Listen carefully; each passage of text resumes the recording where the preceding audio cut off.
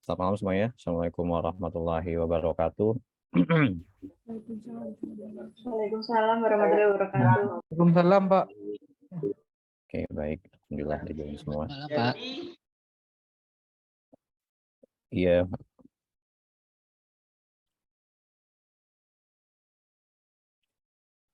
Absensi dulu.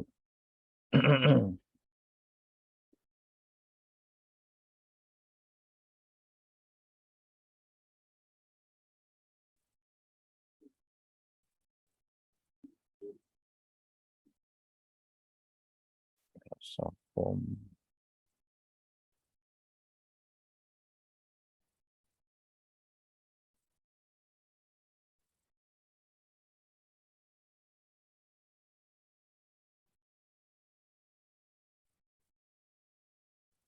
Oke, baik.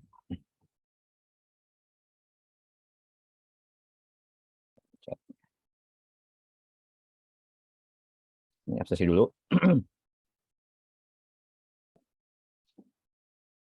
Sama saya lupa kasih tahu, harusnya hari ini kita praktek Linux.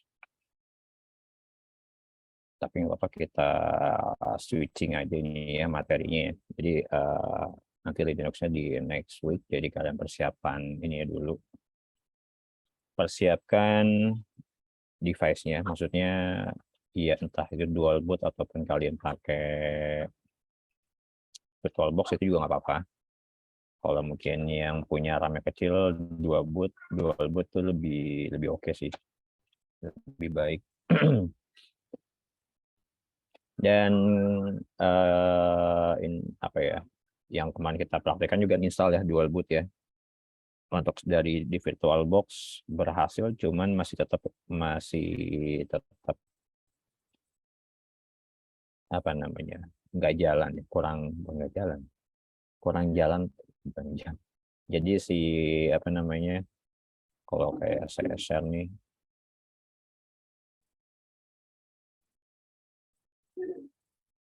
si Linuxnya itu nggak bisa, kayak nggak normal lah.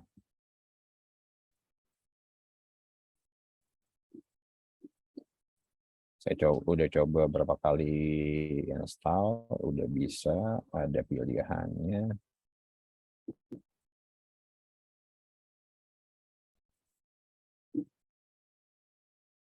Jadi kalau kalian sini ada pilihannya Ubuntu atau Windows. Kalau yang Windows normal-normal aja, tapi ketika kita pakai Ubuntu di sini, ya seperti apa ya, kayak ada yang nggak jalan gitu.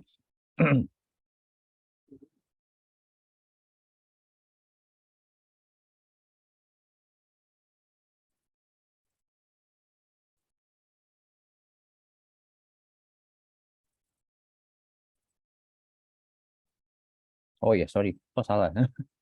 Maaf. Reguler ya. Oke, attendennya reguler. Sorry, harusnya employee. Supaya enggak ini. Supaya lebih mudah ininya sih.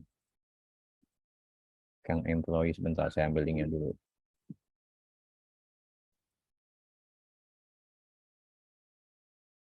Kirim, link, salin.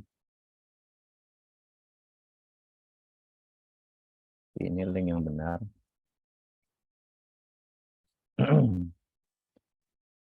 Sama satu lagi, saya kan udah info sebelumnya ya. Jadi apa namanya, kalau untuk tas karyawan kita agak mundur sedikit. Sengaja agak mundur. Ya, sholat isya dulu sebenarnya, itu aja sih. Nah, di sini kalau kita lihat dia ya nggak ada yang bisa nggak bisa digerakin. Saya udah coba untuk install normal, sebenarnya normal aja, cuman mungkin ada keterbatasan di VirtualBox-nya, tapi belum tentu juga, mungkin beda apa ya, mungkin beda distro bisa lagi ya. Atau makanan lebih ringan seperti itu, tapi ya oke, nggak apa-apa. Jadi nanti di next week tinggal kalian persiapkan, boleh pakai apa namanya VirtualBox juga, tinggal diinstal. Kalau memang apa namanya kalian secara device yang nggak mumpuni, bisa pakai VirtualBox, dualboot lebih baik. Atau kalau dulu kelas reguler tuh pernah ada apa ya, Linux Online kalau nggak salah. Saya belum pernah coba sih. Bisa dicoba. Jadi kita switching aja materi malam ini. Jadi untuk praktek ini ya, praktek Linuxnya di next week. Kita masuk ke materi selanjutnya. Materi keempat, kita switching aja. Materi keempat, pertemuan keempat. Oh iya, sama yang sebelumnya kan saya minta kalian buat video ya. Tolong dibuat videonya nggak apa-apa. Kalau misalkan dari kalian yang nggak bisa apa namanya, jadi kalian buat screen recording instalasi untuk Windows dan Ubuntu, kalian boleh bikin jadi dual boot boleh, enggak juga nggak apa-apa, jadi satu-satu gitu. Jadi maksudnya kalau apa namanya Windows dulu, habis itu bikin lagi new virtual machine, terus install lagi Ubuntu-nya nggak jadi masalah. Atau kalau mau kalian buatnya yang dual boot sekaligus satu, itu lebih baik, better sih. Izin tanya Pak, Iya boleh. itu tugas Pak. Yes, tugas. Kalau Ubuntu-nya bisa pakai Ubuntu server Pak? Boleh apa aja, yang penting Ubuntu. Yang penting Linux nggak jadi masalah. Mau pakai yang Debian, Ubuntu server, mau pakai Red Hat, apa aja boleh. Yang penting ada apa namanya, ada tutorialnya gitu. Ya walaupun kalian mungkin sebagian yang sudah kerja di bidang IT, sudah pernah melakukan itu ya sebagai apa ya, ya itu kelebihan kalian gitu ya. Tapi kan ada yang juga yang enggak gitu. Seperti itu. Jadi kita masuk ke materi 4 dulu aja, kita switching, nanti nextnya kita bagian permission. Untuk yang ini saya matiin dulu Ubuntu Linux-nya.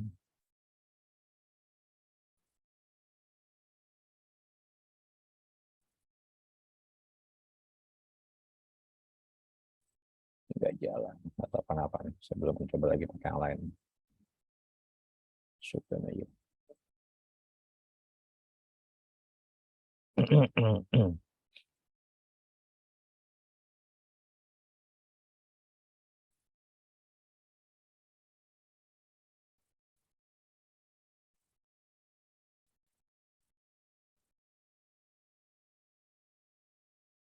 Oke. Materi kita malam hari ini adalah sebenarnya dua ininya, desain dan implementasi sistem operasi dan struktur sistem operasi. Desain sendiri itu ada tujuannya, tujuan desainnya itu apa, mekanisme itu apa, dan kebijakan itu apa, dan implementasinya. Lalu di struktur sistem operasi itu lebih ke apa ya, strukturisasinya, lebih ke modul ya, lebih ke arsitekturnya lah. Jadi ada struktur sederhana, pendekatan berlapis, mikrokernel, modul, dan sistem hybrid. Ini desain, jadi dulu awal-awal pendesain sebuah sistem operasi, ada masalah-masalah pada waktu itu, dan menentukan tujuan dari si spesifikasi pada sebuah sistem operasi. Di situ ada batch, pembagian waktu, pengguna tunggal, multi-user,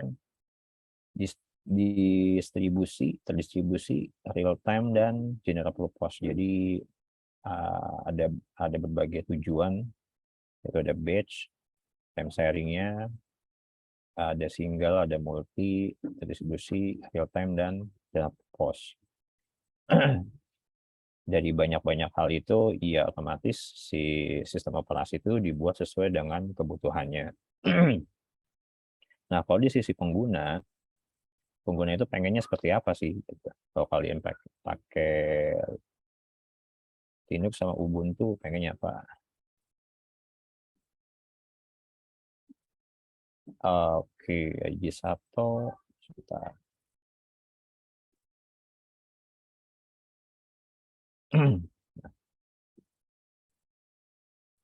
Silakan diisi yang baru join, nggak apa-apa.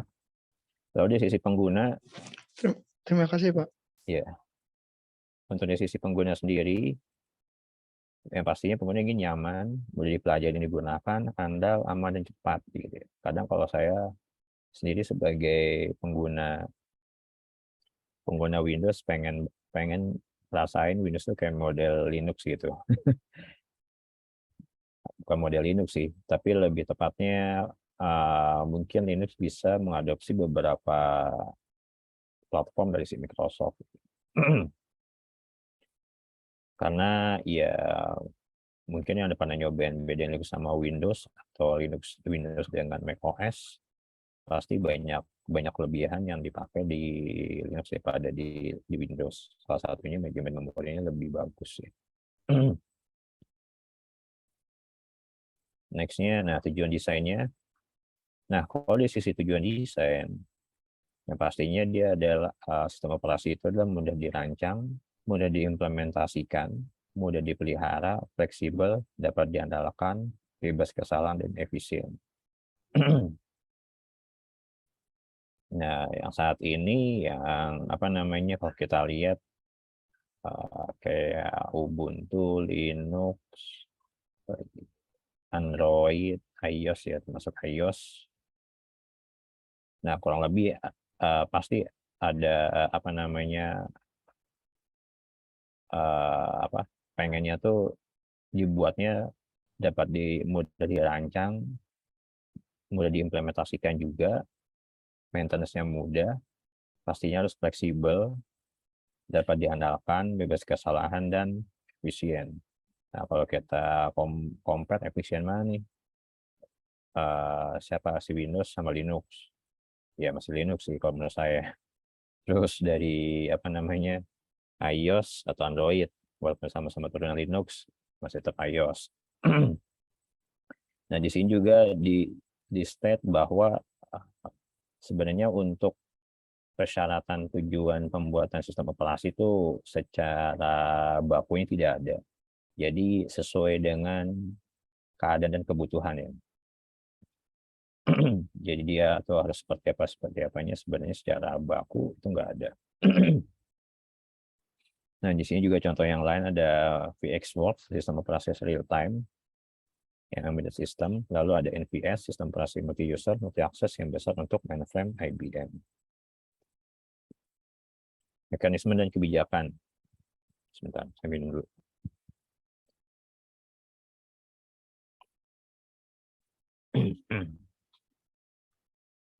Nah, di sini dalam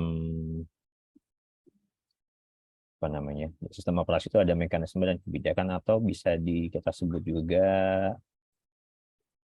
arsitektur dan bukan arsitekturnya ya mirip itu arsitektur dan organize gitu. Jadi kalau mekanisme adalah bagaimana melakukan sesuatu, sedangkan kebijakan adalah menentukan apa yang akan dilakukan. Jadi contohnya di sini ada apa namanya construct timer ya, memastikan untuk perlindungan di CPU. Jadi kalau misalkan ada sebuah program berjalan di CPU, otomatis itu perlu dikasih waktunya sampai kapan gitu, sampai kapan dia berjalan. Jadi nggak mungkin terus-terusan di situ. Nah, itu sebuah mekanismenya. Jadi construct timer ada mekanisme untuk perlindungan di CPU, tapi di CPU. Nah, untuk kebijakannya itu apa namanya pelaksanaannya itu di dalamnya itu seperti apa gitu. Makanya di sini sebuah construct timer adalah sebuah kebijakan, tetapi limitasi timer itu adalah sebuah construct timer itu adalah mekanisme, tapi limitasi timernya itu adalah sebuah kebijakan. Atau ada lagi seperti interrupt ya. Interrupt yang interrupt pada sebuah apa namanya? Interrupt adalah sebuah mekanisme, tapi veritas adalah sebuah kebijakannya. Gitu. Jadi sejauh mana mekanisme interrupt dalam memperasaan sebuah aplikasi. Contohnya kayak seperti kita lagi pakai Zoom, terus kalian colok flash disk, apakah nunggu Zoom itu selesai dulu, atau si sistem operasi itu tetap mengakses gitu kan, di interrupt dulu sebentar, atau memang bisa dibilang dibedakan yang lain, atau ada juga yang misalkan interrupt-nya apa sistem modelnya IO-nya apa atau bisa bilang notifikasi lowbat, kita lagi lagi online, lagi Zoom meeting, lowbat. Nah, lowbat ini sampai sejauh manakah notifikasi itu dan kebijakannya itu seperti apa. Jadi kurang lebih seperti itu ya. Di sini juga ada disebutkan jika mekanisme dipisahkan dengan baik dari kebijakan dapat digunakan baik untuk mendukung keputusan kebijakan yang mana bahwa program I/O intensif harus memiliki kapasitas intensif CPU untuk mendukung kebijakan yang berlawanan. Lalu setelah tujuannya seperti apa, mekanisme kebijakan, ada mekanisme kebijakan juga pada sistem operasi dan implementasi. Nah, di implementasi, nah setelah dirancang, setelah didesain, dirancang, lalu mekanisme kebijakannya ditentukan, lalu diimplementasikan. Jadi sistem operasi harus dapat diimplementasikan gitu. Nah, implementasi sistem operasi ini awalnya adalah sistem operasi itu dari bahasa assembly. Kalau kita mundur ke belakang lagi, bahasa mesin tuh bisa dibilang mungkin belum bisa dikatakan sistem operasi ya. Tapi lebih ke mechanical atau technical lah. Karena kan masih 0101. Nah, ketika itu untuk memudahkan pengoperasian bahasa mesin, gunakanlah bahasa assembly yang lebih lebih mudah gitu ya. Lalu selanjutnya lagi namanya bahasa C gitu. Di sini ada bahasa C dan C++, atau bisa dibilang juga bahasa tingkat tinggi. Bahasa C++, Python dan seterusnya. Jadi sistem operasi implementasikannya pertama pakai assembly, kedua C dan C++. Nah, strukturnya. Di dalam strukturnya terdapat berbagai macam-macam yang tadi di paling depan ada sederhana, ada layer, ada struktur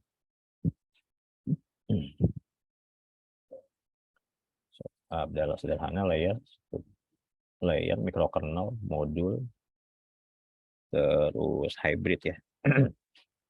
Jadi sederhana. Tapi itu struktur sederhana. Jadi sistem operasi itu tidak memiliki struktur yang terdefinisi dengan baik. Sistem seperti itu dimulai sebagai sistem kecil, sederhana, terbatas, dan kemudian berkembang di luar ruang lingkup aslinya. Di sini contohnya adalah MS-DOS, awal dirancang pelaksananya oleh beberapa orang yang tidak tahu bahwa itu menjadi sangat populer. Itu ditulis untuk menyediakan fungsi terbanyak di ruang yang paling sedikit. Sebagai contoh, program aplikasi output input dasar untuk menulis langsung ke layar disk drive. Kebebasan itu menyebabkan MS-DOS melakukan rutinitas terhadap program yang salah yang menyebabkan seluruh sistem crash ketika program gagal. Jadi apa yang membuat sistem itu sederhana? Jadi adalah sistem yang tidak ada mudahnya itu tidak ada filterisasi ya. Jadi awalnya sistemnya dibuatnya itu adalah untuk memudahkan, lah, simple sebenarnya. Seperti verifikasi. Ini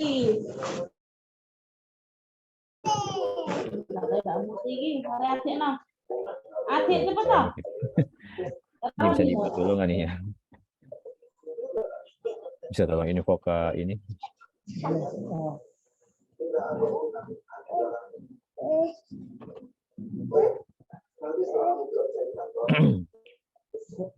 Nadi, bisa tolong di mute dulu sebentar.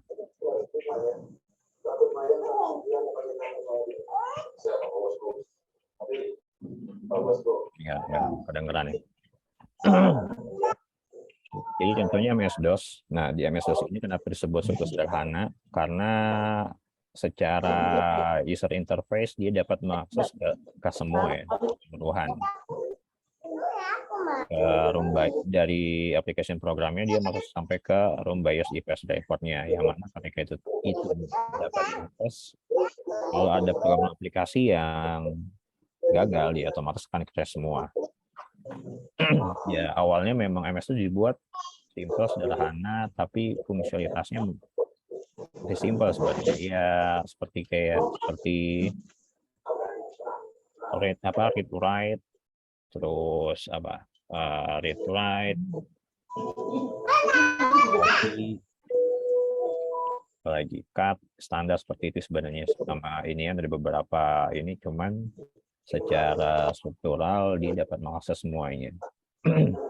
Itu yang menyebabkan saya bilang dia itu seperti tadi yang dikatakan tadi di slide sebelumnya,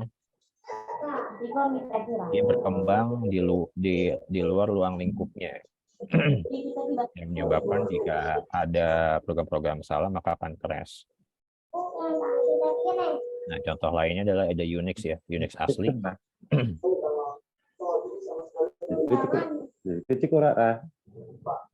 Unix asli ini yang awalnya dibatasi oleh fungsi perangkat ke atas, terbagi atas dua bagian yang dipisahkan ya. Ada kernel dan program sistem. Kernel dipisahkan menjadi serangkaian antarmuka driver perangkat yang telah ditambahkan dan diperluas selama bertahun-tahun sebagai Unix telah berevolusi. Didapati sistem operasi Unix tradisional berlapis sampai batas tertentu. Semuanya di bawah antarmuka sistem call dan di atas perangkat keras fisik yaitu kernel. Si kernel menyediakan sistem file, penjadwalan CPU, manajemen memori, fungsi sistem operasi lainnya mulai panggilan sistem. Singkatnya itu seperti gambar ini.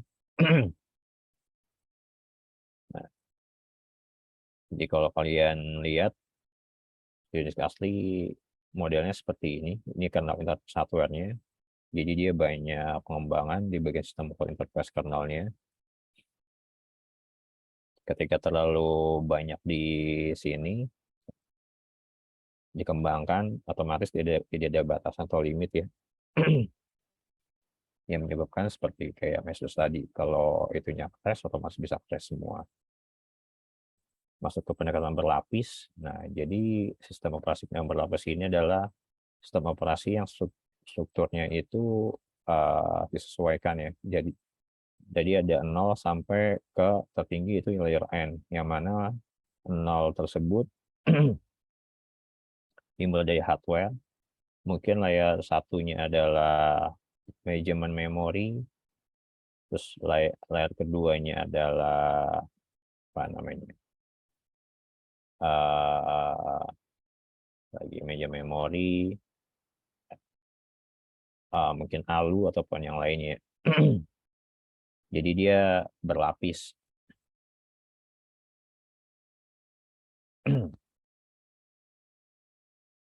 Di sini sistem operasi kemudian dapat dipertahankan kontrol dengan baik terhadap komputer dan lebih dari aplikasi penggunaan komputer tersebut.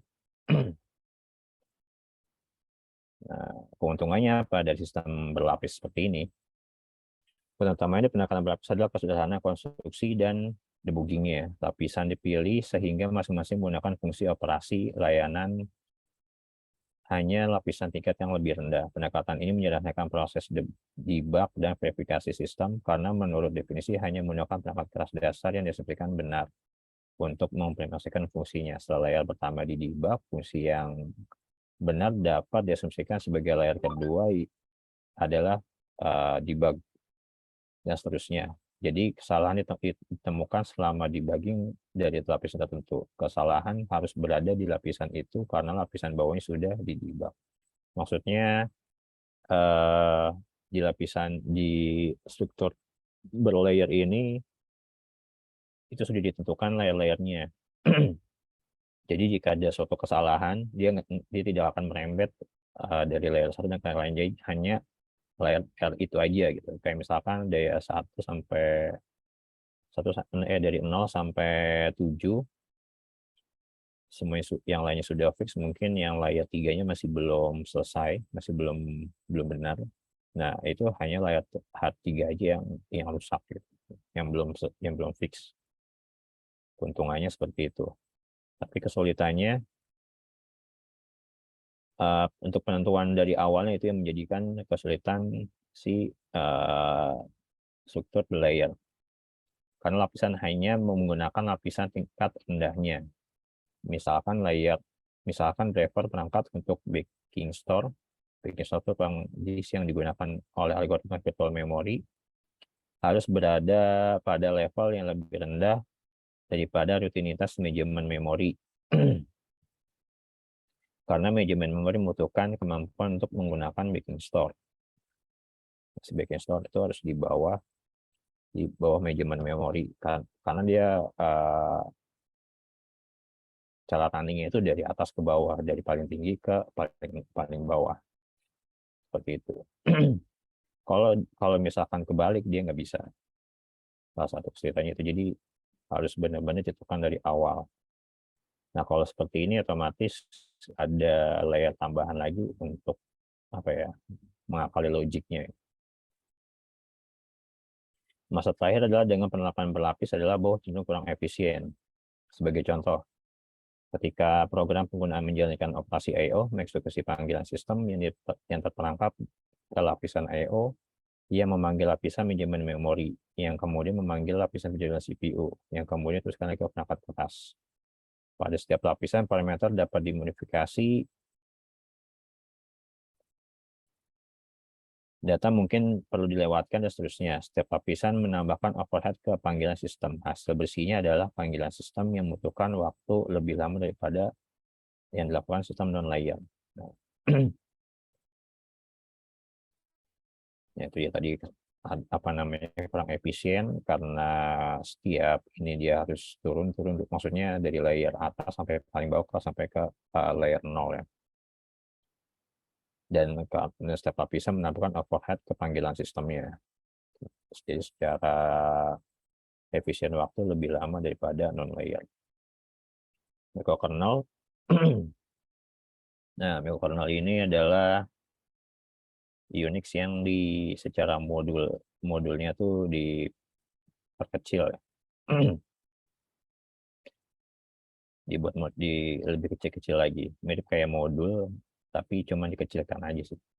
Microkernel menyediakan proses minimal dan manajemen memori di samping fasilitas komunikasi. Fungsi utama microkernel adalah menyediakan komunikasi antar program klien dan beberapa layanan yang juga berjalan di ruang pengguna. Komunikasi disediakan oleh penyampaian pesan yang dijelaskan dalam bagian jenis sistem call. Misalnya jika program klien masuk file, maka perlu adanya interaksi antara server file karena mereka berkomunikasi secara tidak langsung dengan bertukar pesan dengan microkernel.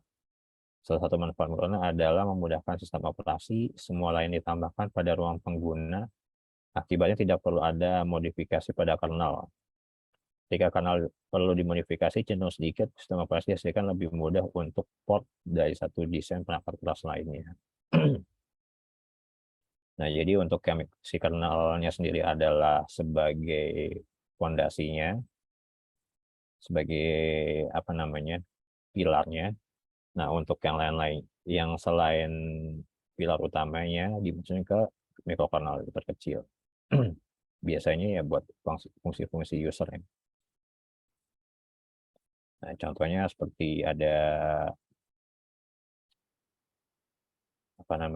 Turun 4 Unix, ada kernel macOS X dan KNX. Nah, di sini juga si microkernel masih dapat overload karena ada peningkatan overhead ya.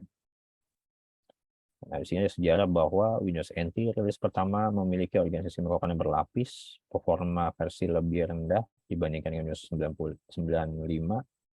Windows NT 4 sebagian memperbaiki masalah kinerja dengan memindahkan lapisan dari ruangan ke ruangan kernel dan mengintegrasikan lebih dekat. Pada saat Windows XP dirancang, arsitektur Windows telah menjadi lebih monolitik daripada mikrokernel. Nah, ini modul.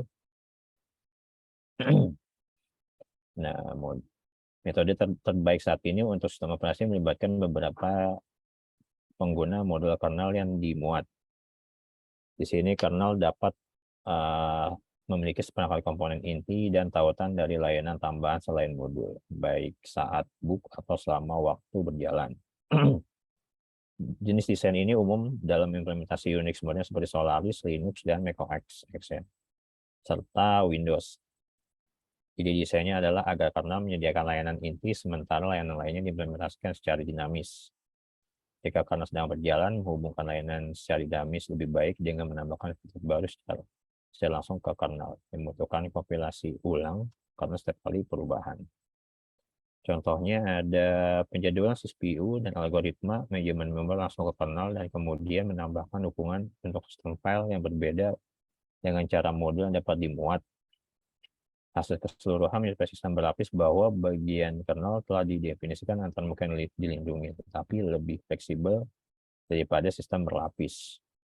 Karena setiap modul dapat memanggil modul lainnya, pendekatan ini mirip dengan pendekatan mikrokernel, karena modul utama hanya memiliki fungsi inti dan pengetahuan serta cara memuat untuk berkomunikasi dengan modul lain. Hal ini lebih efisien karena modul tidak perlu meminta pengguna pesan untuk berkomunikasi. Suatu sistem operasi Solaris, nah contohnya seperti ini. Nah, bedanya tadi mirip seperti kayak mikrokernel. Kalau kalian cari struktur model mikrokernel itu kurang lebih mirip-mirip seperti ini, cuman bedanya cara berkomunikasi antara core modulnya dengan modul lain sama mikrokernel dengan mikrokernelnya. Kalau yang mikrokernel tanpa harus ini ya,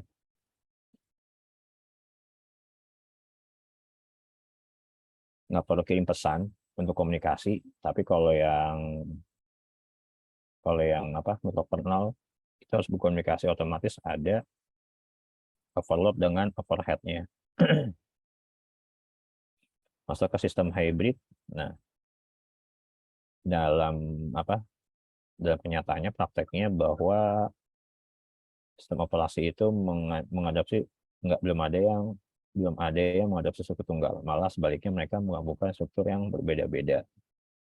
Menghasilkan sistem hybrid yang membahas masalah kinerja, keamanan, kegunaan. Misalnya Linux dan Solaris bersifat monolitik karena memiliki sistem operasi dalam satu orang alamat yang memberikan kinerja sangat efisien, sehingga fungsi baru dapat ditambahkan secara dinamis ke kernel. Nah, Windows juga sebagian besar monolitik terutama alasan kinerja, tetapi Windows tetap memiliki perilaku khas tentang sistem mikrokernelnya, termasuk menyediakan dukungan untuk subsistem terpisah yang berjalan sebagai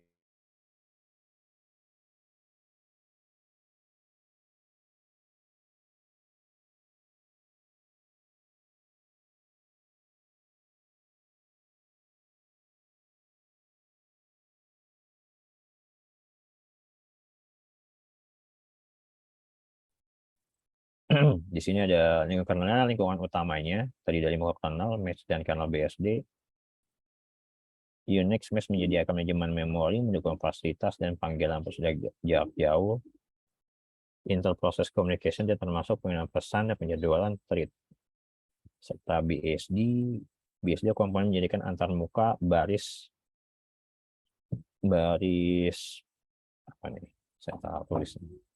perintah. BSD dukungan untuk jaringan dan sistem file dan implementasi POSIX termasuk pthread selain mesh dan BSD. Dan lingkungan kernel menyediakan perangkat I/O untuk mengembangkan driver perangkat dan modul yang dapat dimuat secara dinamis. Jadi seperti ini strukturnya, ya hybrid. Sudah ada I/O kit-nya, extension-nya, lalu ada BSD. Di BSD masuk ke aplikasi informal di Java, Coca QuickTime, dan user interface-nya pakai Aqua. termasuk juga iOS. Nah, seperti ini. Ini maaf ya, saya nggak dapat gambar. Agak susah nyari dapat gambarnya, gambar yang high resolusinya. Ini CoreOS-nya, lalu di atasnya ada core services-nya, Media dan Cocoa Touch. Bedanya Cocoa Touch, Cocoa yang di sini sama yang di situ, ini lebih ke environment, tapi kalau ini lebih ke UI-nya. Masuk ke Android. Seperti yang udah tahu, Android termasuk juga sistem hybrid ya. Dirancang oleh Open Headset Alliance dari Google. Kalau misalkan yang Android adalah open source dan kalau si iOS adalah close ya.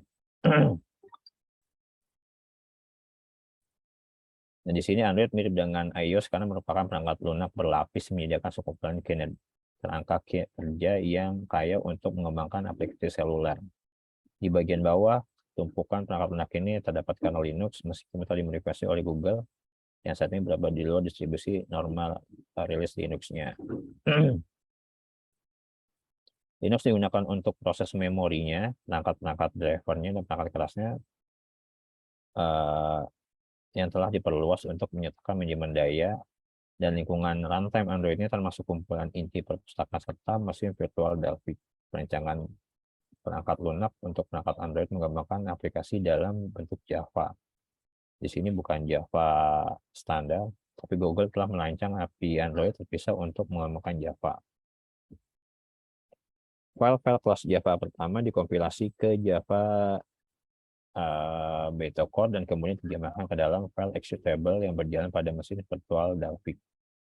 Mesin virtual Delphi dirancang untuk Android dan dioptimalkan untuk perangkat seluler dengan memori terbatas dan kemampuan pemrosesan CPU. Ya, seperti ini. Turunan Linux-nya, jadi dia menggunakan Linux untuk bagian kernel bawahnya ya. Bagian apa? Hardware-nya. Lalu ada Android runtime-nya, Library dan Delphi Virtual Machine. Di sini juga ada library-nya, ada Skillet, WebKit, lib, SSL, PyType, Media Framework, Surface Major, OpenGL, dan SGL. Lalu ada application framework-nya, ada Quick Manager, Window Manager, Tapan Manager, dan lain-lainnya. Dan paling atas adalah application. Selesai. Sampai sini dia mau ditanya.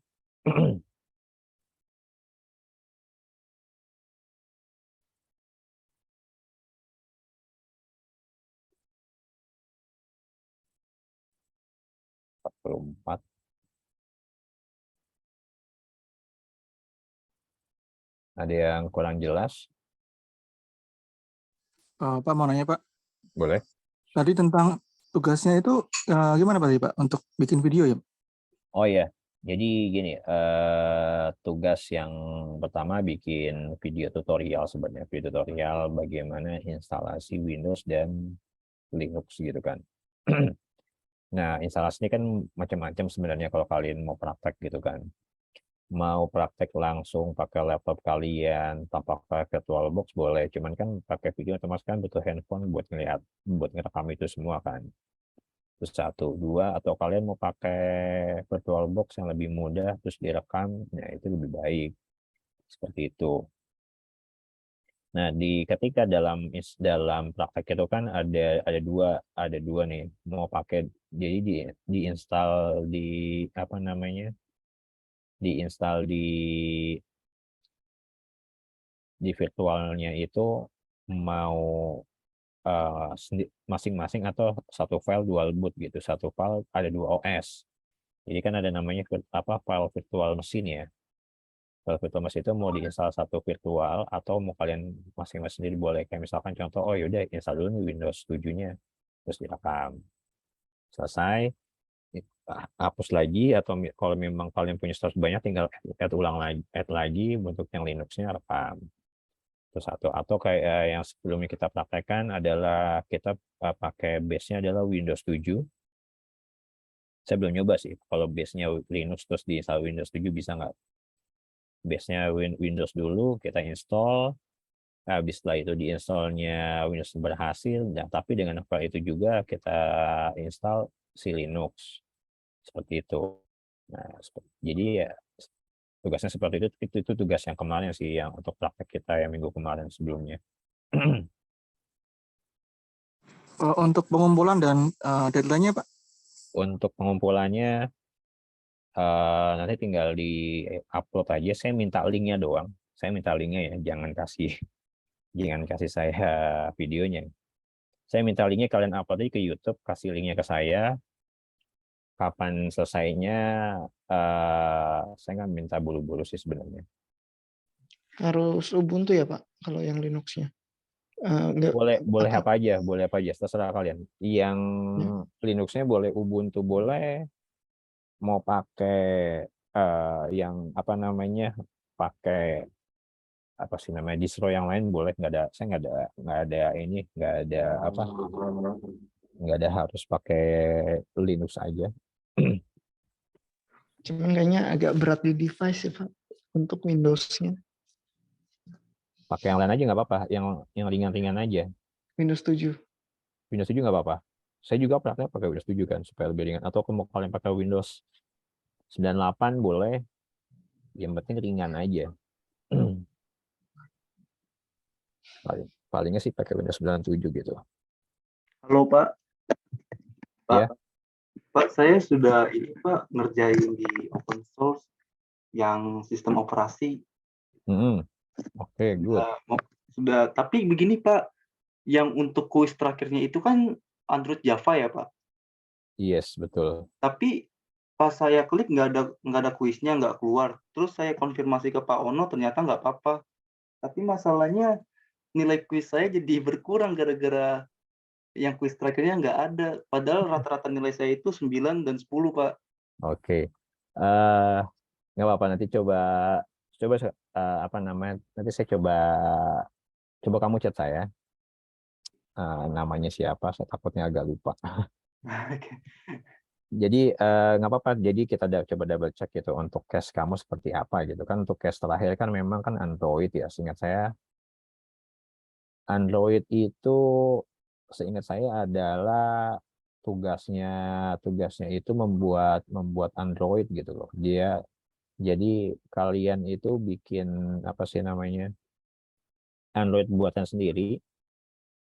Setelah Android buatan sendiri itu jadi, kalian install di handphone kalian sendiri, atau kalian punya handphone yang udah nggak kepake boleh juga diinstal di handphone. Nah, setelah itu baru tuh nilainya bagus. Itu yang saya tahu sih itu. Cuma saya belum lihat lagi apakah ada alternatif lain selain itu atau memang hanya itu aja gitu. Atau mungkin ya nggak apa-apa juga kalau memang dari ininya kan nanti kan bisa kelihatan ya rata-rata nilai ininya berapa gitu ya. Kalau memang di situ tidak ada kuisnya, berarti tinggal hitungannya ya bisa saya hilangkan gitu. Misalkan dari yang tadinya ada 10 kuis kan otomatis rata-rata kamu jadi, atau misalkan rata kamu adalah 98, kalau satu hilang kan otomatis bisa hilang 10% sendiri gitu kan. Berkurangnya terlalu banyak gitu kan, bisa turun atau bisa jadi 7 gitu. Nah, kalau itu dihilangkan kan tetap jadi sama. Berarti yang diambil tetap nilai rata-rata ya Pak, walaupun kuis yang terakhirnya nggak muncul. Nah, iya. Saya jadi ringan nih Pak, soalnya tadi saya panik juga. Saya udah perbaikin nilai tapi nggak nambah-nambah nilai saya gitu Pak. Oh, ternyata kuis yang terakhir ini nggak muncul. Iya, memang saya ingat saya kuis terakhir, nanti saya belum cek lagi. Karena seingat saya sih yang Android itu Android yang mana ya? Yang bikin OS Android atau yang mana? Iya Pak. Gimana kan bikin OS Android kan? Nah, Iya, yang bikin OS Android itu yang saya ingat adalah ya memang tugasnya bikin Android, tapi harus dikasih tahu ke dosennya gitu. Ini saya udah buat Android, terus di situ nanti ada tipenya, tipe berapanya, itu yang perlu yang dikasih tahu seperti itu. Makanya nggak ada kan, misalkan makanya saya bilang tadi, misalkan kan ada 10 materi kan. Nah, 10 materi ini kan kalau misalkan dikerjain semua kan kamu dapat 100 gitu kan. Tapi kalau misalnya ibaratnya materi terakhir nggak dikerjain kan paling nggak kan cuma 90 materi gitu kan. Otomatis basis poinnya kan cuma 90. 10 poinnya kemana nih gitu. Kalau misalkan kamu ngerjainnya 1 sampai 9 itu 100 semua, otomatis kedapatnya 90. Tapi Betul. kalau misalkan nilainya paling nggak at least kamu ngerjain 85, 90, 85, 90, 85, 90 gitu kan. Nah, kalau di rata-rata kan otomatis lebih turun lagi kan, bisa di bawah 80 sekian gitu. Atau misalnya kurang dikit kamu bisa jadi 79 atau 77 gitu kan, atau 78. Nah, makanya kalau memang seperti itu, oke, good. Yang itunya udah bagus, nggak apa-apa diperbaiki aja semuanya di yang lain-lainnya gitu kan. Cuman untuk yang nilai terakhirnya di situ tinggal dilihat apa namanya. Saya ingat saya yang itu masih ada UAS-nya kan ya? Seingat saya ada UAS-nya deh. UAS yang di open source, Pak. Iya, ada nggak UAS-nya? Ada kan? UAS di sini saya ngelihatnya cuma kuis aja, Pak, semuanya. Iya sih, kuis doang sih. Maksudnya dia ada tulisan, nanti coba saya cek lagi. Oh, yang ini kuis yang nilai UAS 40% gitu ya, Pak? Iya betul. Itu kan Oh, ada seingat saya tuh ada apa UAS-nya di situ. Karena kuis itu kan maksudnya kuis itu kan munculnya ketika kalian selesai baca materi, kuisnya ada, materi kuisnya ada. Nah, nanti tuh ada tuh beberapa kali materi selesai ada UAS-nya. UAS-nya tuh biasanya tuh soalnya tuh 100 kalau nggak salah. Habis itu nanti ada lagi, habis itu UTS-nya dulu baru UAS-nya. Nah, yang saya tahu kalau misalkan apa namanya eh, ngerjain yang Android itu paling nggak kamu nggak usah ngerjain Android deh gitu kan ya. Kamu nggak oke lah, mungkin Android bisa dibilang agak terlalu ribet dalam arti mungkin kamu punya handphone cuma satu, setelah itu nggak ada handphone yang bisa dibuat dipraktekkan diinstal di handphonenya karena kan mintanya kan diinstal di handphone gitu. Syarat dapat nilai A-nya gitu kan. iya betul, Pak. Bener kan dapat nilainya kan soal install di handphone. Masalahnya nggak kamu install nih. Kamu ambil jalur yang lain yaitu kamu ngerjain UAS-nya aja sama ininya sama kuisnya kan. Nah, kalau itu kan caranya beda kan. Otomatis kan perlu dikerjain kuisnya plus sama itunya. Nanti kan hitung-hitungannya kan saya ngambilnya yang Android itu nggak saya hitung gitu. Saya cuma ngambil yang 9-nya itu supaya tetap di mana kamu ketika itu tetap kalau seandainya 90 semua jadi 100, yang pas tambahan adalah dari si UAS-nya. Kayak gitu sih. Pak, saya juga masih kebingungan tentang UTS sama UAS-nya. Itu cari taunya gimana ya, Pak? Soalnya saya juga agak kebingungan pas buka open source, adanya kuis doang. Cari taunya bagaimana ya, Pak? Ini UAS. Coba sebentar, saya coba buka Saya lagi buka open course juga nih. open course. Saya lupa lagi akunnya. Atau Dalam pakai akun saya aja, Pak. sebentar harusnya sih sama ya. Login.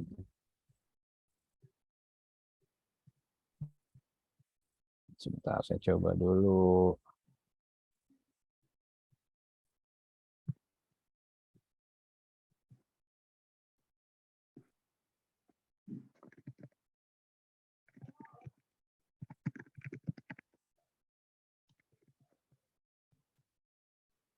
Hmm. Coba di akun kamu deh, boleh chat saya langsung. Yang belakangnya 03 ya, Pak? Iya boleh. Atau di sini aja, Pak? Ya, iya, coba chat saya langsung deh. Pakai yang direct message. ID.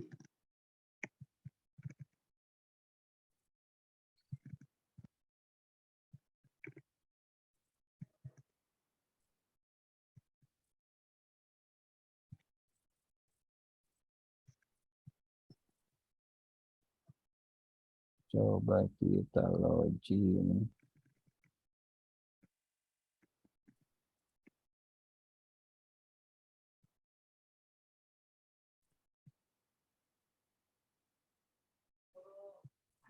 akun saya apa? Benar-benar lupa. Sudah Pak di Zoom ya. Oke, coba saya share.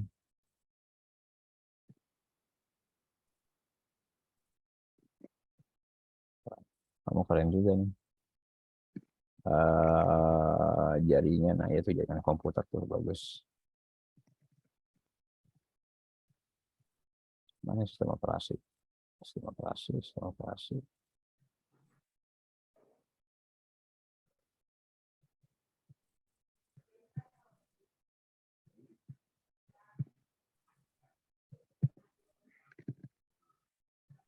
Ini ya yang masuk ke cyber security bukan kan? Nah itu Pak, sistem operasi Pak, pojok kiri atas. Oh iya. Tuh nilai saya udah muncul nanti tuh Pak.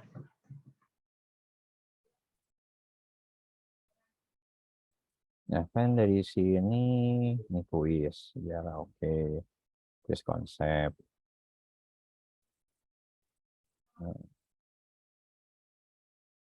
Kuis instalasi aplikasi partisi sel program aplikasi server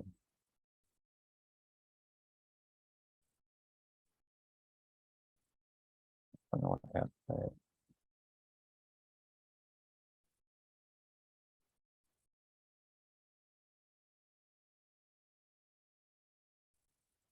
Iya. Kok nggak ada ya?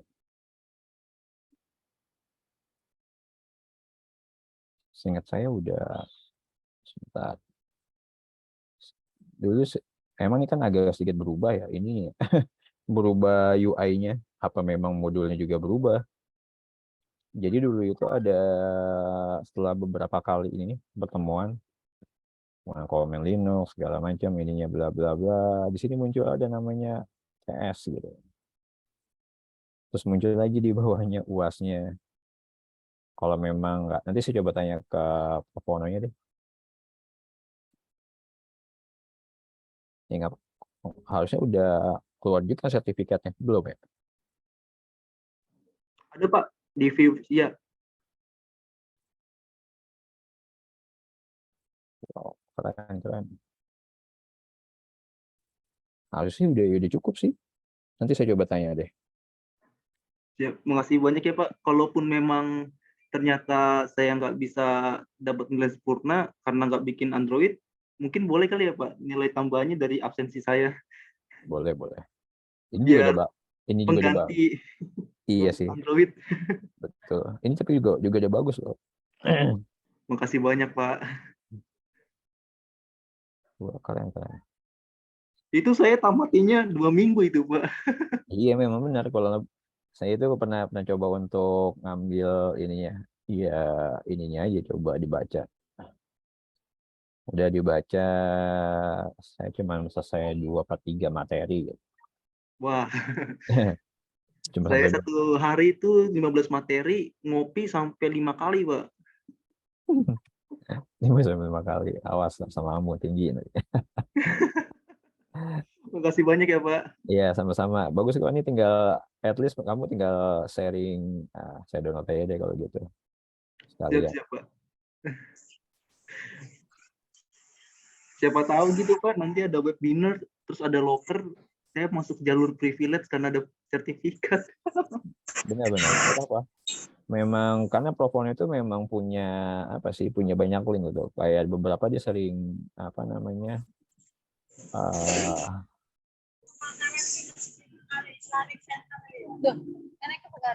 Terus atau dia ya terus sering kasih apa namanya kasih info nih yang mau ada loker bagian IT security tapi dia harus ngambil mata kuliahnya dia gitu. Kalau yang cyber security, lokernya agak berat dia Pak. Iya, agak Sertifikatnya harus kemarin saya baca 4 ya, cyber security, sistem informasi, jaringan komputer, dan data engineer. Baru bisa direkomendasiin sama Pak Ono ya. iya memang betul kurang lebih segitu tapi nggak apa-apa kan. selama masih ada waktu ya apa salahnya gitu kan. Kalau kamu punya kesempatan, kalau waktu bisa berputar saya masih di posisi kamu ya saya lakuin sih sebenarnya. Wah, berarti apa yang saya lakuin Bagus nggak itu, bagus. nggak buang-buang waktu ya, Pak? Betul, nggak buang-buang waktu kok. Jadi materi yang Prof. Ono buat itu mungkin apa ya? Mungkin terlihat bukan istilahnya bukan skala internasional gitu kan ya. Kalau kalian sertifikat cuma gini doang nih atas nama ITTS gitu ya. Tapi kalau mereka tahu Prof. Ono itu dikenal banyak orang gitu loh, bukan hanya orang Indonesia juga, orang luar juga sama. Tapi kalau boleh tahu, Bapak juga ini suka sama Pak Ono udah lama juga, Pak? Saya tuh tahu Pak Ono itu sebenarnya nggak terlalu ini ya, nggak terlalu tahu banget gitu. Cuman dengar aja waktu saya dulu zaman saya kuliah gitu kan. Tapi pas lagi ngelihat dia sekarang kan, perasaan dulu kayaknya masih muda. Ya iya sih, karena saya juga masih kuliah ya.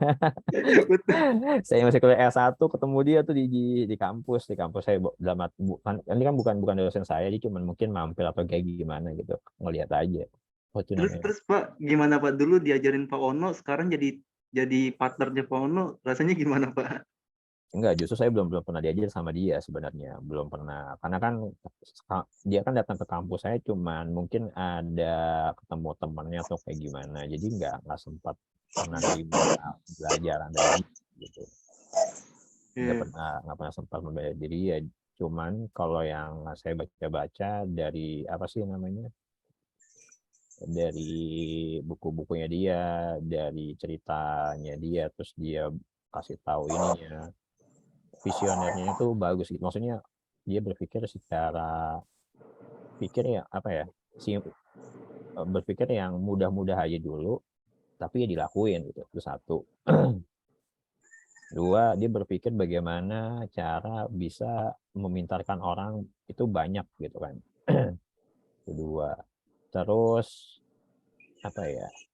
Sebenarnya banyak sesuatu hal yang simpel yang kita bisa lakuin, tapi banyak manfaatnya. Jadi ya bisa dibilang kayak dulu tentang cyber security. Zaman saya lulus itu kan cyber security tahun berapa sih itu? 2013.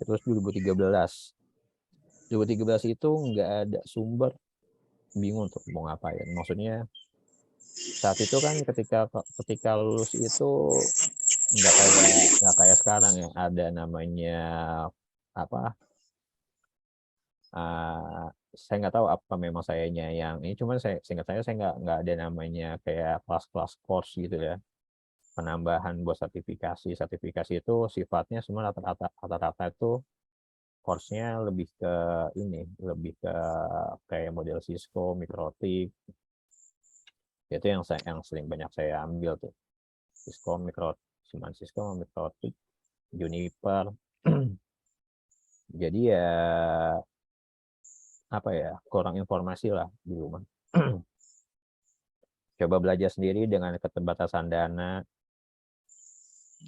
yang apa namanya ya, nyari-nyari di YouTube ya ala kadarnya aja gitu kan. Kalau nah itu juga Profon ini kan sebenarnya membuat kayak open course ini kan sebenarnya materi dia yang pernah dia udah buat udah lama. Saya nggak tahu buat udah lama tuh dari tahun kapan. Kayaknya masih tahun-tahun di mana saya baru lulus deh, seingat saya. Waktu dia pernah cerita gitu, dia bilang tahun-tahun segitu pas lagi membangun apa namanya, dia bikin materi banyak, terus dia bikin Ono Center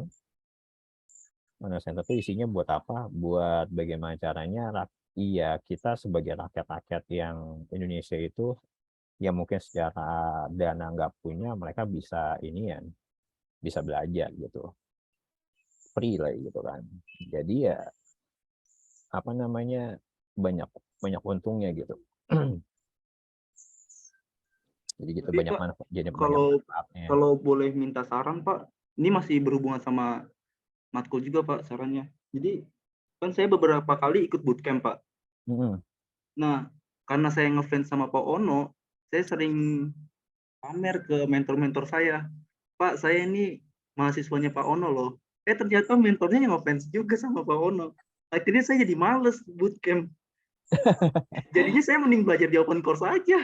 Emang benar. Jadi kalau jadi gini loh. Bootcamp itu apa ya?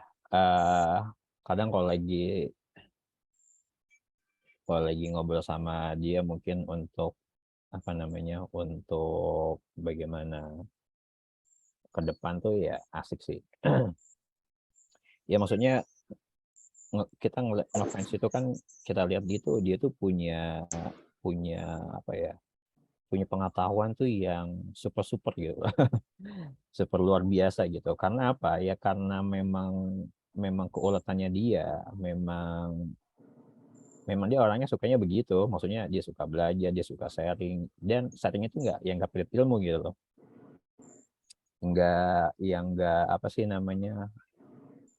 Yang nggak ilmu tuh nggak disimpan gitu. Ya udah sharing aja lah, bikin open course gitu kan. Bikin open Nah, course, itu Pak, bikin annual center gitu kan.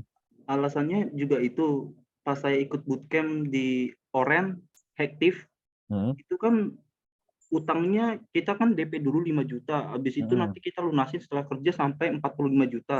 Saya ngerasa rugi juga nih, berarti totalnya kan 50 juta. Dibayarnya selama 2 tahun. Jadi mending saya ikut open course, gratis, nanti Pak Ono ada locker, pasti kan di-share tuh di email ya Pak? Iya, betul. Nah, kalau boleh tahu Pak, supaya lebih saya ambil modul di open course tentang apa aja ya Pak, selain sistem operasi? Apakah jaringan komputer juga saya ambil? Nah, yang saya lihat lebih ke ini ya, lebih ke jaringan sebenarnya kalau dilihat. Dulu saya pernah beli bukunya dia itu, lupa saya pernah beli bukunya dia tuh dulu, nggak, nama bukunya apa saya lupa tuh.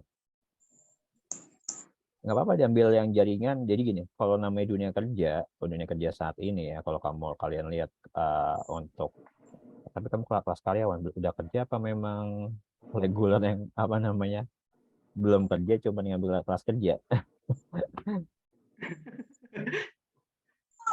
kerja event Pak, freelance.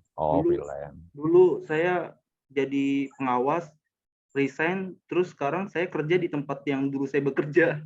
Oh gitu.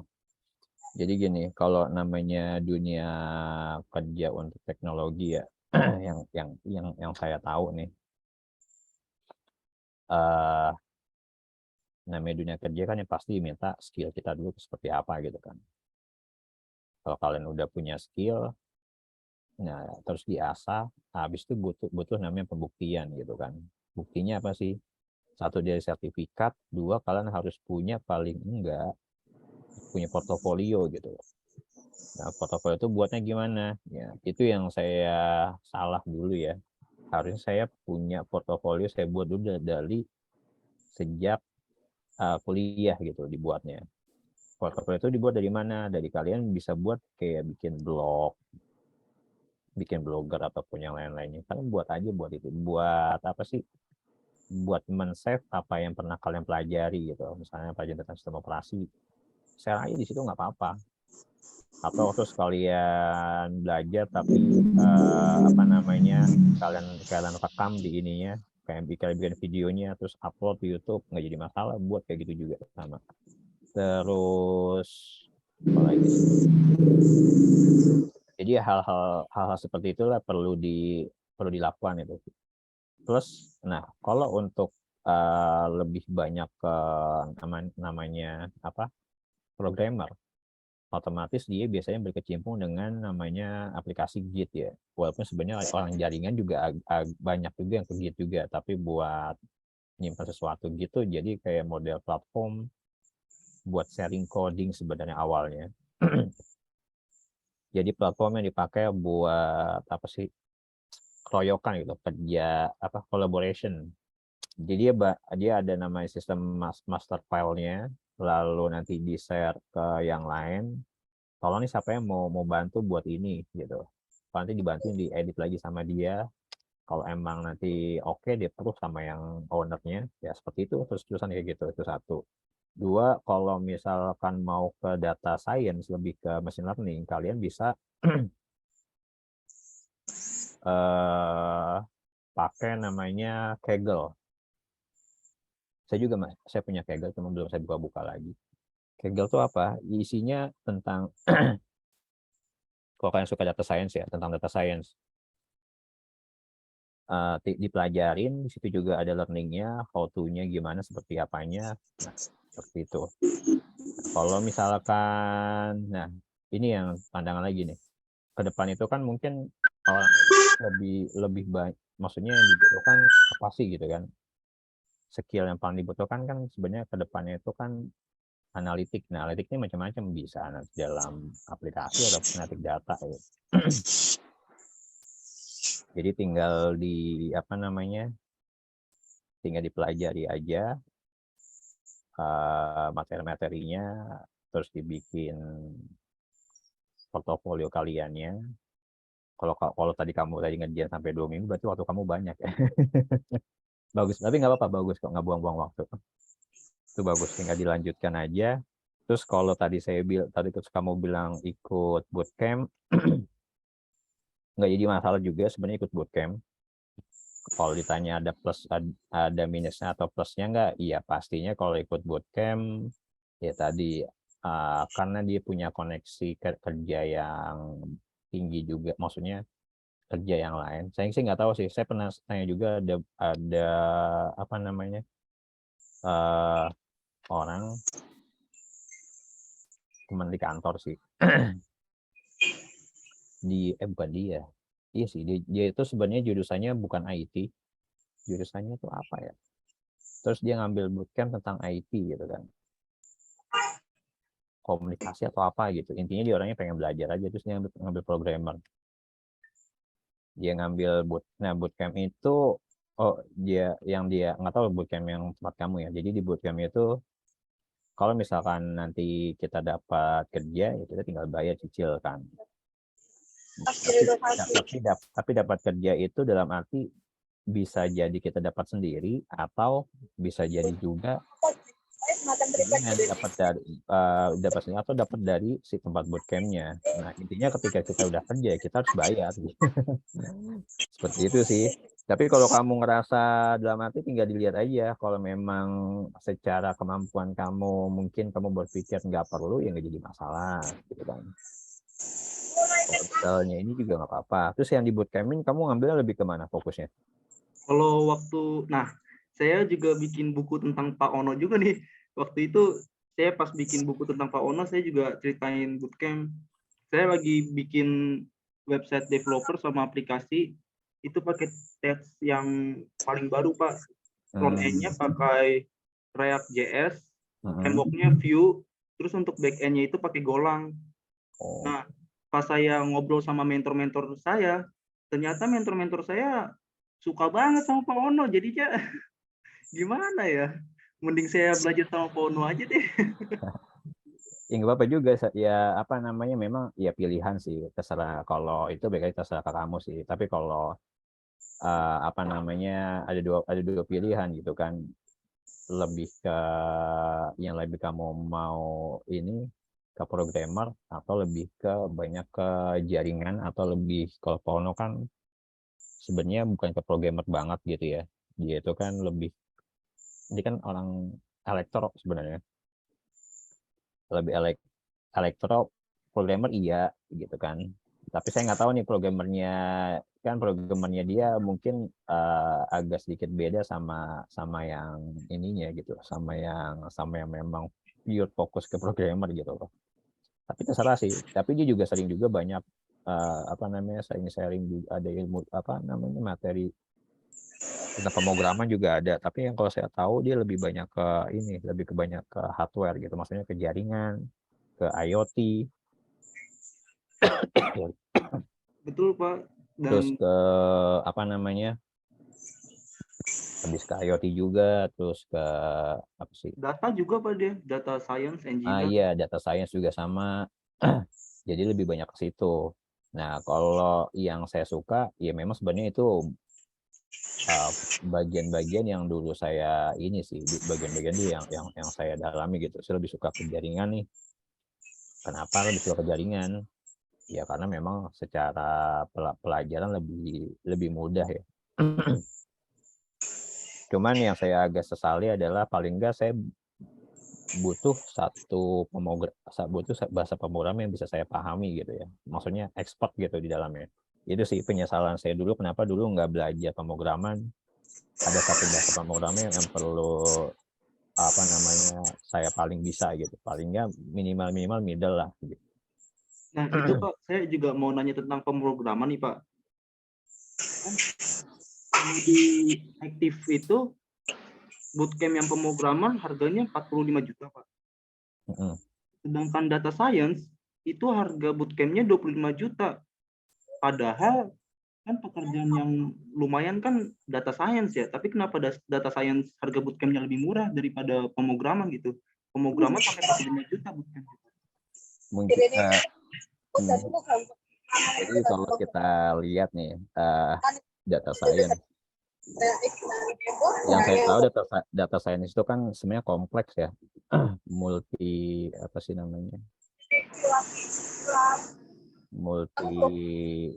layer,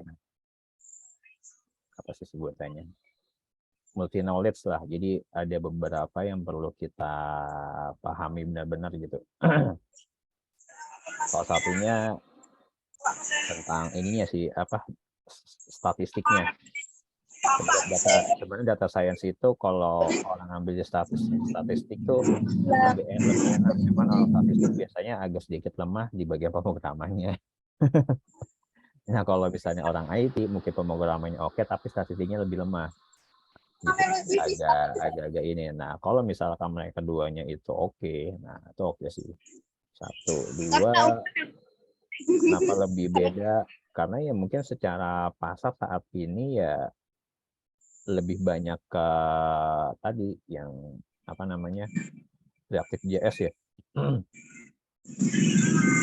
Lebih banyak ke situ untuk saat ini. Namanya pemrograman sih pasti ya enak sih. Bukan enak sih dalam arti gini. Nanti nih, jadi gini, kalau kita banyak megang ke hardware, biasanya pekerjaan kita itu harus onsite. Tapi memang ada juga yang enggak. Tapi kalau misalkan kita lebih banyak ke pemrograman, ya kerjaan kita kebanyakan ya bisa kerja di mana aja sih. Gitu. Kalau misalnya bisa kerja di mana saja, enaknya ketika kalian nanti udah berkeluarga. Itu sih yang saya rasain sih itu. Jadi waktunya agak lebih banyak, lebih fleksibel. Ya lebih happy lah sebenarnya kalau kerja bisa dari rumah atau kerja dari mana aja itu bisa lebih ini. Nah kalau saya lebih suka ke data science. Kenapa? Karena awal sukanya itu ketika ngambil S2 tahunya pas kapan? Pas waktu lagi saya ngambil tesisnya, penelitiannya. Dapat dosennya suruh ngambil ke data science. Awalnya bingung tuh. Apa iya bisa gitu ya kalau ditanyakan. Sedangkan untuk pemrograman, saya kan untuk pemrograman cuma bisa dasarnya doang, basicnya doang kan. Untuk yang tingkat lebih tinggi agak sulit gitu. Bisa cuman kan otomatis belajar waktunya perlu lebih banyak lagi kan. Kalau namanya nggak terlalu dalam. Akhirnya ya nggak diajarin sih, lebih tepatnya untuk S2 itu kan nanti kan sebenarnya nggak perlu fully technical gitu. Yang diperlukan pemahaman tentang apa yang kita buat gitu, yang kita analisa itu seperti apa, lebih ke situ sebenarnya. Nah namanya machine learning otomatis perlu dibuat dong mesinnya seperti apa. Nah itu diperbolehkan tuh kita minta bantuan sama orang lain. Ini loh saya punya konsep seperti ini, datanya seperti ini, tolong dong dibuatin gitu. Itu diperbolehkan seperti itu. Jadi ya ketika itulah saya tertarik dengan data science gitu kan. Jadi ketika habis tesis tertarik dengan data science, walaupun ketika bikin machine learning itu pakai bahasanya PHP, cuman ketika saya sudah lulus ternyata sebenarnya ada yang lain gitu, ternyata pakai Python kan, lebih banyak pakai Python. Saya juga Saya juga pernah ikut beberapa bootcamp semua waktu itu. Bootcamp awal-awal 2014 ya. 15 lah. 17. Data science itu awal-awalnya susah dicari, nggak dapat lagi. Standar lah gitu loh. Awalnya masuk ke Pintaria selesai, masuk ke Make.AI. Make.AI itu apa namanya? Jadi apa ya? Subsidiar perusahaan dari Jepang yang khusus ke data science. Saat itu sih itu nggak ada tuh namanya, belum dengar namanya Purwadika, belum dengar ya Purwadika. Lupa ingat, udah kayaknya, udah apa belum ya? Saya lupa ingat. Terus ada lagi, ada praktikum, ada algoritma. Setelah itu baru bermuncul tuh 2018-2019 tuh banyak course. Itu sih.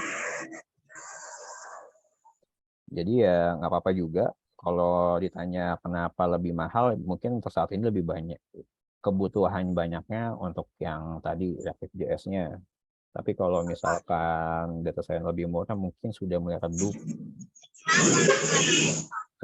Pamornya 2, mungkin iya kurikulum dia belum sesuai dengan kebutuhan industri. Ada kemungkinan seperti itu sih.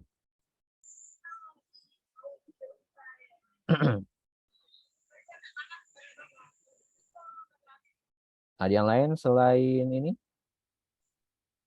Siapa namanya? Saya lupa. Luis Mareto. Wih, keren nih. Tapi kalau untuk data science sendiri, untuk tools-nya itu kan bahasa ya Pak. Bahasa kan cuma tools aja ya, cuma alat doang bahasa. Tapi kalau cuma menguasai Python aja itu udah lumayan cukup atau masih ada? Udah cukup sih sebenarnya. Jadi memang bahasa yang dipakai tuh Python sebenarnya, cuma Python doang. Jadi kalau kamu ada namanya Anaconda ya, Anaconda Navigator.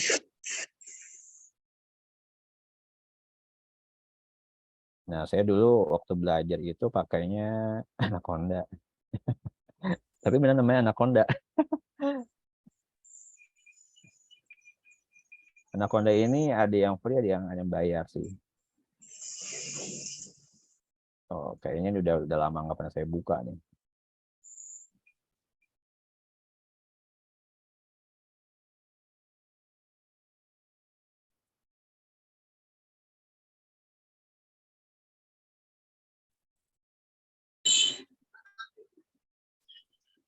Anaconda.com.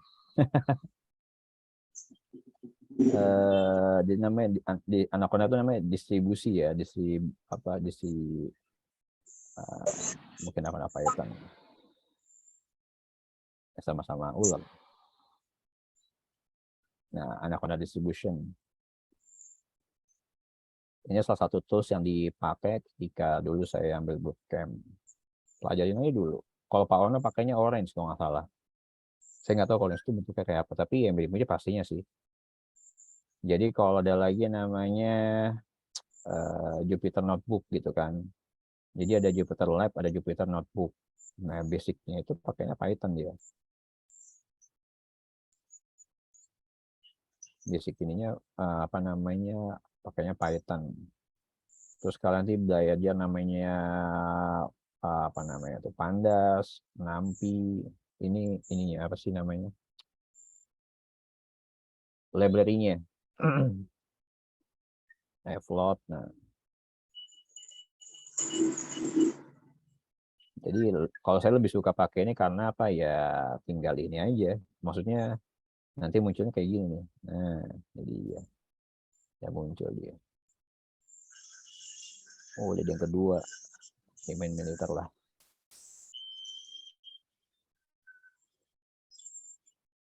Oh, nah pakainya ini.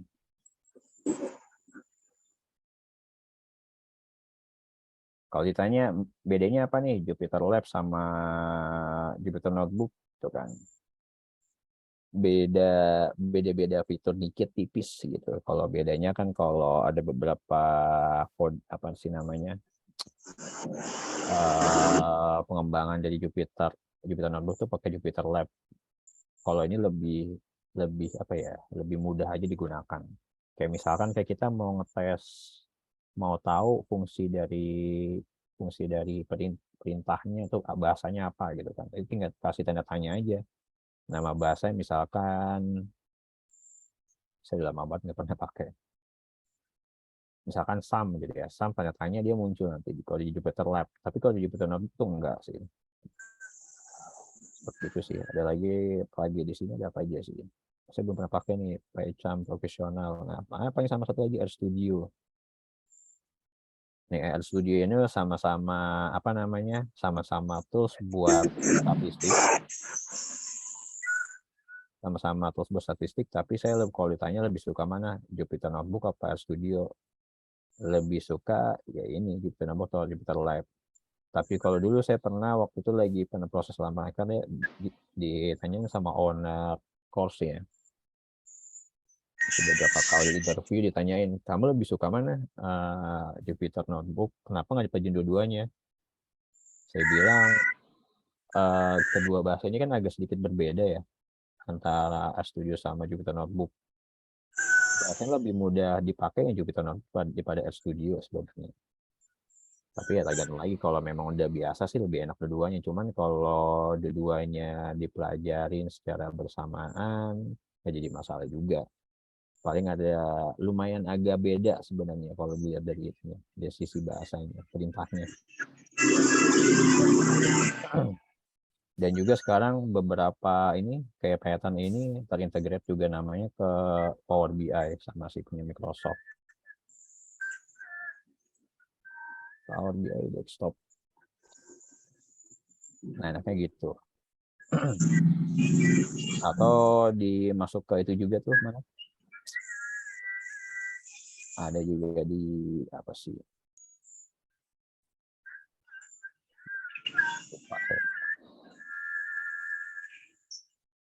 Nah, lagi namanya Power BI. Power BI ini buat data visualisasi, atau kalau kalian tahu tuh apa namanya? Satu lagi selain Power BI. Lupa lagi. Ya kurang lebih itulah. Ya Tableau benar. Betul pakai Tableau. Kalau ditanya Tableau apa Power BI, ya saya lebih familiar pakai Power BI daripada Tableau karena dapat ini ya, visualisasinya. Kebanyakan di sana, kebanyakan di company, beberapa pakainya Power BI. Mungkin karena ini ya, karena apa sih namanya?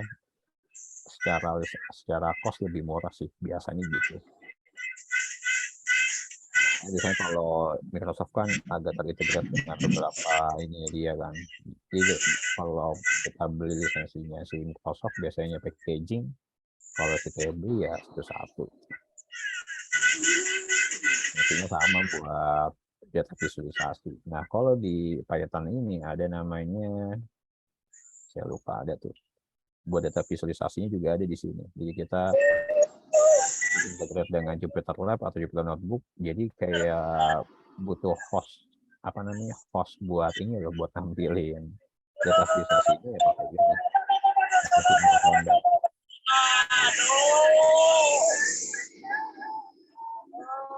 Matplotlib. Ya betul pakai Matplotlib, enggak, tapi lebih ke ininya lebih buat Matplotlib kan cuma sebagian lokalnya doang kan, tapi kalau buat online-nya gitu kan kita butuh host tuh.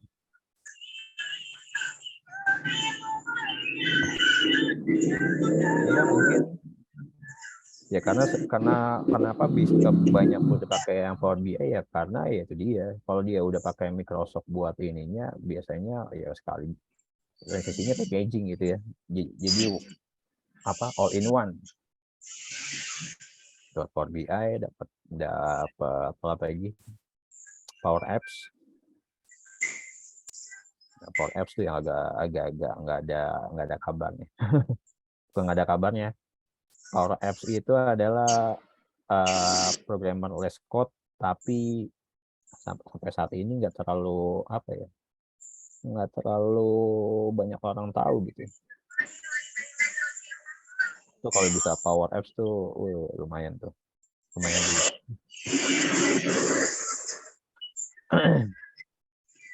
Ada lagi mau ditanya sampai sini?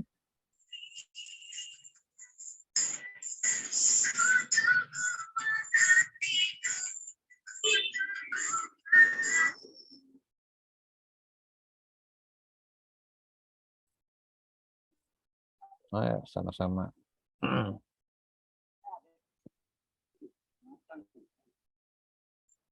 Oke, kalau tidak ada yang bertanya lagi, saya akhiri pertemuan kita pada malam hari ini. Jadi minggu depan kita coba untuk praktek. Ya, sebagian udah bisa, tapi nggak apa-apa. Kalau bisa nyusul lagi selain Lismareto, yang saya tahu kalau memang tadi baik lagi kita ke materi open course ya. Kalau misalkannya apa sertifikatnya udah ada, ya itu udah lulus gitu, bisa dibilang ya. Terus Mareto ini nggak perlu ikut kuliah saya lagi karena udah ada nilainya sebenarnya gitu sih. Kalau secara ini ya, seperti apa yang dibilang Pak Pono, jadi kenapa open course dibuat? Ya dibuat untuk mengakselerate, mengakselerasi mahasiswa-mahasiswa yang ada. Supaya cepat lulus juga, supaya dia bisa eksplor lagi hal yang lain ketika dia kuliah. Dia nggak perlu nungguin kuliah 6 bulan, dia udah ketahuan lulusnya, dia udah bebas gitu. Paling ya kalau tadi kan dia lulus mereka pengen bilang pengen tambahan Pak dari absensinya, ya boleh, nggak apa-apa. Jangan lupa absensinya, isi absensinya masuk ketika saya hadir. Nanti ini ya, tetap saya bisa tambahkan. Oke, kalau gitu sampai jumpa minggu depan. Dipersiapkan device-nya untuk prakteknya sih gampang, nggak susah, paling copy paste, tapi pakai command line ya. Di Linux copy cut, terus permissionnya things owner sama chmod, itu doang sih. Selamat malam semuanya. Wassalamualaikum warahmatullahi wabarakatuh. Waalaikumsalam. Terima kasih, Pak. Terima kasih Pak. Selamat malam. malam.